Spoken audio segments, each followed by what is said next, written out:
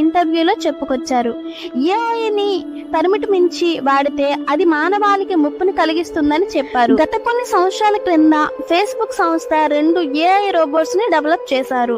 2 robots ఒకదానితో ఒకటి మాట్లాడుకున్నాయి.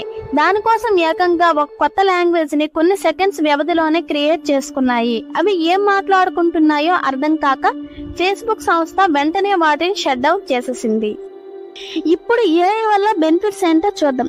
Recent గా లాంచ్ అయిన టెస్లా కార్స్ లో సెల్ఫ్ డ్రైవింగ్ ఏఐ టెక్నాలజీ గురించి అందరికీ తెలిసే ఉంటుంది. ఇప్పటి వరకు జరిగిన యాక్సిడెంట్స్ అన్ని హ్యూమన్ మిస్టేక్స్ వల్ల జరిగినవే. కానీ ఏఐ సెల్ఫ్ డ్రైవింగ్ కార్స్ వలన 90% వరకు యాక్సిడెంట్లను తగ్గించవచ్చు. అలాగే మెడికల్ ఫీల్డ్ లో ఒక రెవల్యూషన్ ని తీసుకువచ్చే అవకాశం ఉంది. యాక్యురేట్ గా ఆపరేషన్ చేస్తుంది.